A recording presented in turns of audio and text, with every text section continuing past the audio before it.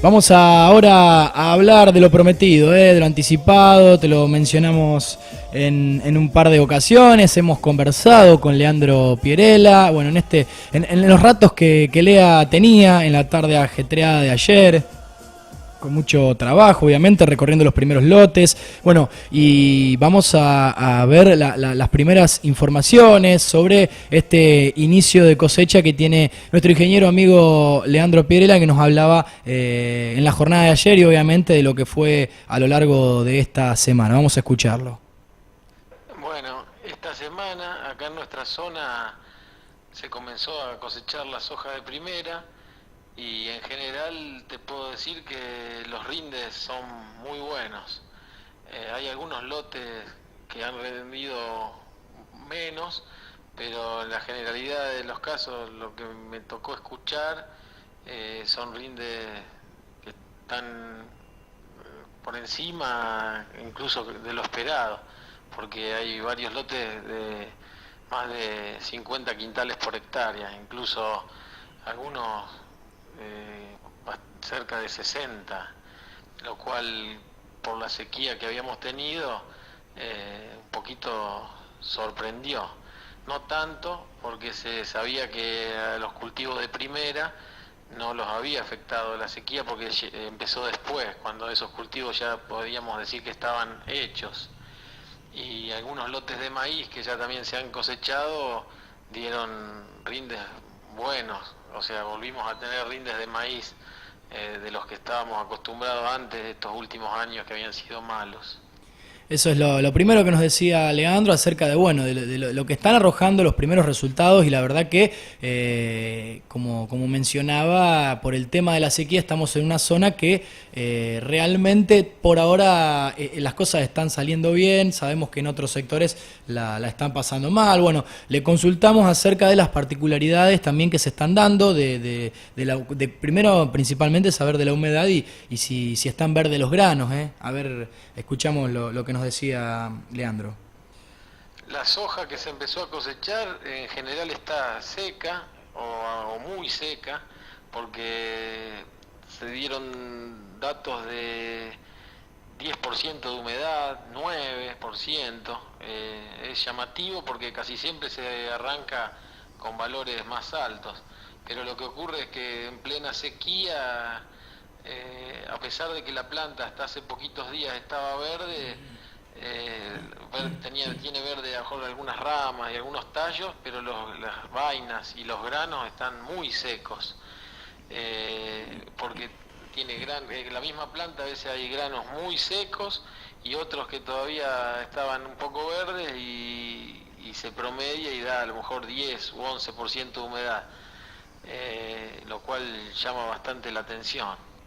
Y justamente hablando sobre el tema de la sequía, consultarle a Leandro también sobre lo que ha afectado o no en cuanto al tema de rindes y si cuánto incidió en ello. La sequía que tuvimos este verano empezó en febrero, porque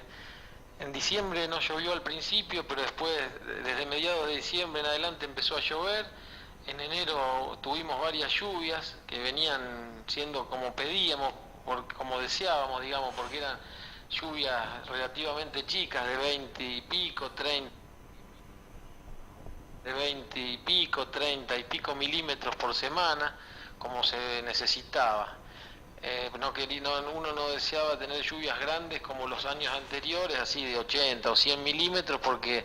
nosotros al principio de la campaña arrancamos con la napa muy cerca de la superficie y si hubieran ocurrido lluvias así de muchos milímetros hubiéramos empezado a tener problemas como los años anteriores. Entonces con esas lluvias chicas veníamos muy bien. Y a fin de enero fueron las últimas y ahí se cortó, prácticamente no llovió en febrero y no ha llovido tampoco en lo que va de marzo. A pesar de eso, o sea, podemos decir que en general esta zona que tiene la napa cerca de la superficie, entonces está salvada de la sequía, porque saliendo de esta pequeña zona uno hace no tantos kilómetros para cualquier lado y ya se nota que los cultivos están muy afectados, está todo seco y mal, con rindes que van a ser bajísimos. Y acá en esta zona como que nos salvó la napa, y después puede haber algunos lotes que, a pesar de tener la napa cerca, a lo mejor o por mal manejo, por tener malezas, o por alguna compactación, o porque estaban encharcados en esos lotes donde las raíces no pudieron profundizar para llegar a tomar el agua de la napa, ahí también se ven así los cultivos ondulados, con rodeos más feos, y eso son los lotes que van a rendir menos. Los lotes a lo mejor bien manejados, que no tienen problema de compactación, que no tuvieron problema de maleza, o sea que se les dieron todas las condiciones bien, esos son los que van a rendir en soja más de 50 quintales, o ahí cerca de 50, y en maíz a lo mejor 120 quintales o incluso más también. Pero a pesar de que dejó de llover, los cultivos que se denominan de primera, por ser de primera época de siembra, como la soja sembrada en octubre o principios de noviembre y el maíz sembrado en septiembre u octubre,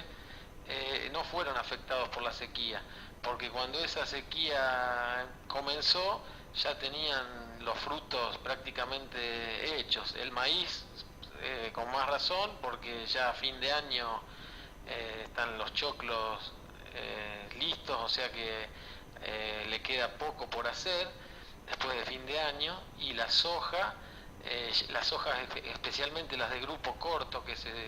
estamos acostumbrados a sembrar acá en esta zona, ya durante enero estaban llenando grano y le quedaba poco por hacer en febrero, y con lo que principalmente nos salvó es esa napa que teníamos cercana a la superficie, que era la que nos venía complicando los años anteriores, y este año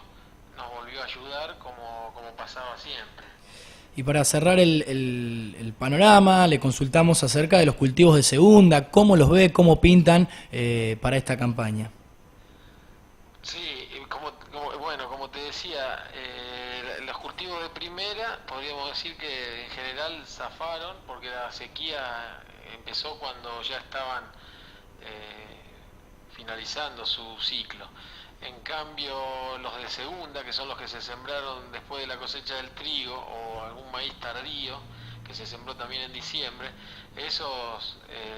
pueden llegar a ser los más afectados por la seca. Hasta ahora en nuestra zona no se los ve tan mal, porque increíblemente siguen tomando agua de la napa. Pensábamos que la napa había bajado y que iban a empezar a sufrir, y a pesar de eso se los ve bastante bien. Por supuesto que si hubiera seguido lloviendo en febrero como venía lloviendo en enero, estarían muchísimo mejor, pero no están tan afectados como en los lugares donde no tienen influencia de napa. Cualquiera que ha viajado algunos kilómetros para cualquier lado, para el lado de Rosario, ya nomás pasando Arteaga, ahí llegando en las cercanías así de la cuenca del Carcarañá, se ve todo mucho peor, unas hojas de segunda así secas, que no van a rendir casi nada, unos maíces tardíos muy feos, algunos los han ya picado para hacer forraje, nada que ver a lo que se ve acá en nuestra zona más cercana, pero tal vez eso sea lo más afectado. Y todo esto es lo que produjo la suba de los precios, porque se están prediciendo rindes muchísimo menores a los esperados y muchísimo menores a los de los últimos años. Entonces eso hizo subir a los precios, y bueno, aquellos que puedan cosechar muchos kilos o rindes aceptables se van a ver beneficiados por esos precios. El que no pueda tener kilos, por más que el precio esté, ya sabemos que al no tener nada para vender, por más que valga mucho, estás perjudicado.